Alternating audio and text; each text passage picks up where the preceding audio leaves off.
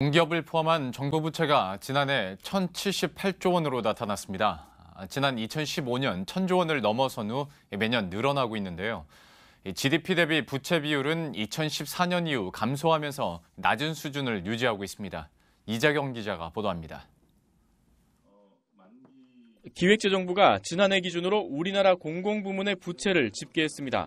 우선 중앙정부와 지방정부의 국가 채무는 680조 5천억 원이었습니다. 여기에 비영리 공공기관까지 합친 일반정부 부채는 759조 7천억 원이었습니다. 비금융 공기업까지 포함한 공공부문 부채는 1,078조 원이었습니다. 이 가운데 비금융 공기업의 부채는 1년 새 9조 1천억 원이 증가했는데 한전과 발전 자회사들의 부채 증가가 5조 6천억 원으로 가장 많았습니다.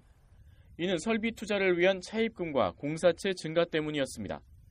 일본정 부채는 16년이 최고조로 갔다가 그다음에 이후 감소하는 추세입니다.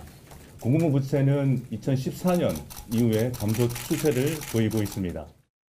일반 정부 부채는 GDP 대비 40.1%로 전년과 같은 수준이었습니다.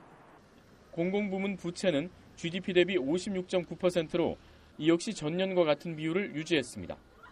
OECD의 다른 나라들과 비교해보면 일반 정부 부채는 34개 나라 중 4번째로 양호한 수준이었습니다.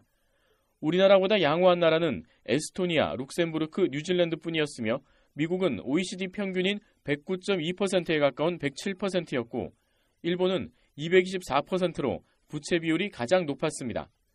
공공부문 부채는 이런 부채를 산출하는 OECD 7개 나라 가운데 멕시코에 이은 2위였습니다. 일반 정부 부채 중 단기 부채 비중은 13.6%, 외국인 보유 비중은 12.5%로 낮은 편이어서 부채의 질적 관리도 안정적인 수준이라고 기재부는 평가했습니다. 그러나 올해부터는 경기 부양을 위한 확대 재정으로 부채 비율이 소폭 오를 가능성이 있습니다.